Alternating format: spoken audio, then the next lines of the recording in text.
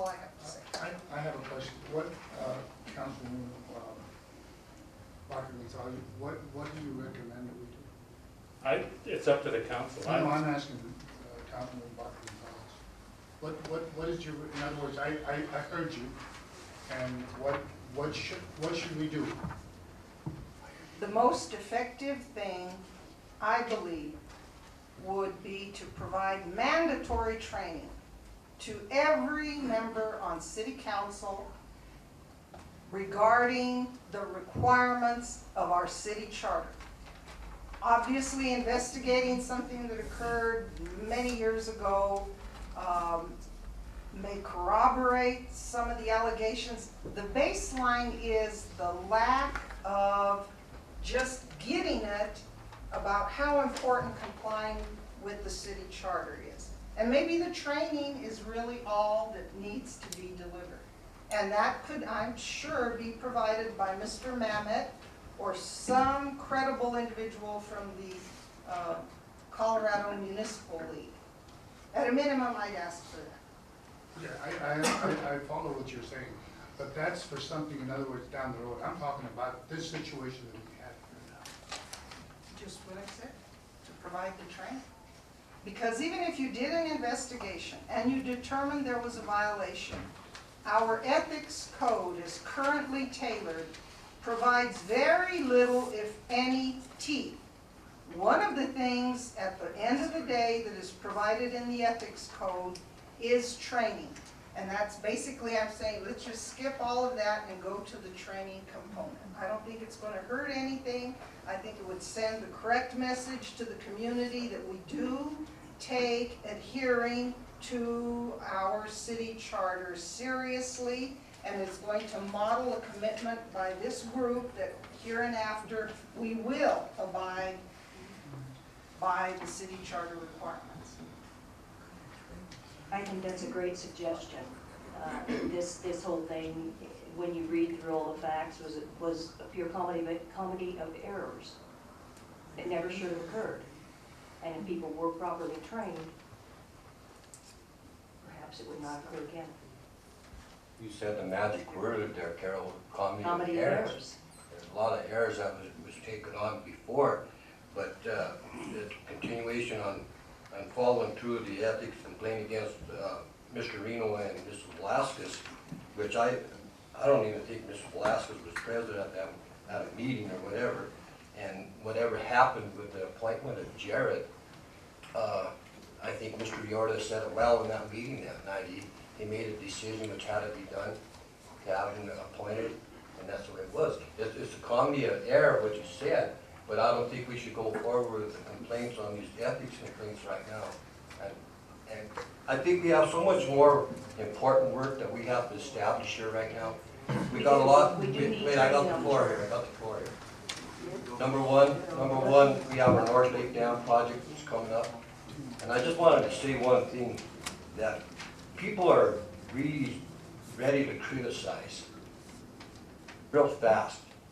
But people never want to give a man a pat on the back when they need it. I think we got a fantastic city staff. I think we have fantastic city employees. And that man over there, Mr. Fernandez, when I was first elected on council in 2000, whatever it was, we were working on trying to get this dam project. And it took time, and it took a lot of hard work. And we're over here talking about ethic violations.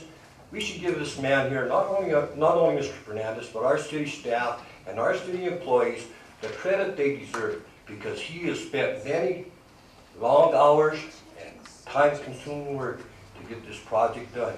And it's finally coming to being. I'm tired of hearing of all the negativity that is written in our Chronicle News or whatever papers we have. Now let's get something good. Let's put our best foot forward. Let's go forward now. We got our dam going. Let's go forward. Forget the end. I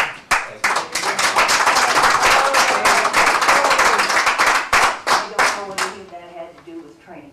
Really? Yeah. You said it was an error. I'm not saying anything about training, Carol. That's I'm just what saying I'm this talking happens in about. the past. So just leave it in the Well, past, move on. Wait a minute, but we need You know, training so you it know what, doesn't Carol? occur in the future. And I'm gonna echo what you say, we probably do all need training, you know, but I'm saying with an ethics violation that happened 4 years ago, and I'm like, I didn't know anything about it, and I get an ethics And it was a violation. comedy of errors by numerous Well, okay, now we move forward with training. with training. If that's what you want, we will do it. But, you know, Well- it's part of the charter, how is it you don't know what's in the charter? How can you ignore How what's can in you the not know what's charter, in no the matter how charter? many You're years? Nobody's ignoring it. Why don't you read the charter before you take your position? I think the point is, if you want to have an investigation, have an investigation. All I'm asking is what is the punishment for the individuals if there is a proven ethic violation? An apology. What is it? All it is, an apology. You're gonna hang us on main commercial? No, No. training. You know, I'm just saying, what is it? You know, Jerod, go ahead.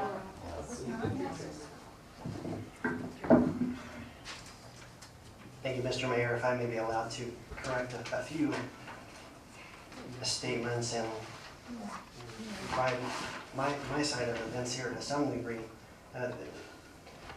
I was appointed to the position of city attorney almost 4 years ago. The analysis that has been referenced by Councilmember Bach Gonzalez was not provided by me. It was a third-party legal opinion provided for the benefit of the city council, which did conclude that the complaint fails to allege facts sufficient to constitute a violation of the Code of Ethics. I should also highlight that we are dealing with 2 ethics complaints, one of which involves Mayor Rino, Councilmember Velasquez, and myself, and then a separate one that involves myself exclusively. As it regards the ethics complaint pertaining to my appointment almost 40 years ago, the sequence of events provided was almost correct. I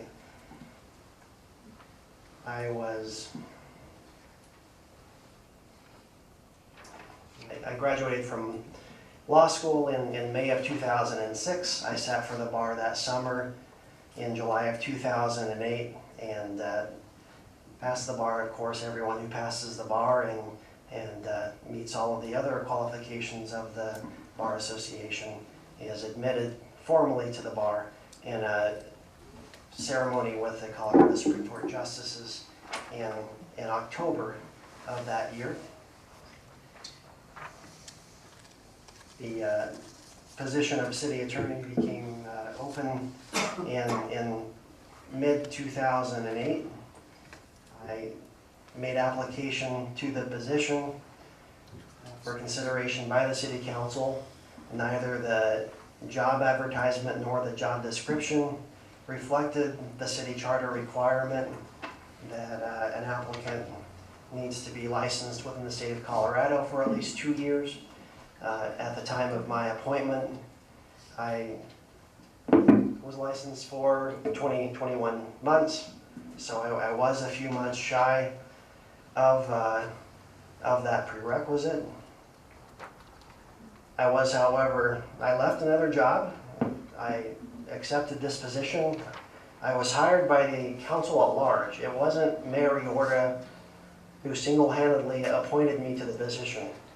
It was a 7-0 vote, as I understand it, for my employment. And after giving adequate notice at my prior position, I came to work for the city of Trinidad. On the morning of my first day of employment, our city clerk administered my oath of office, and I was provided with a copy of our home rule charter on that day, began to read it that evening, and the very next morning, I did disclose this charter provision to our then city manager, Mr. Soltis, and former Mayor Joseph Riordan.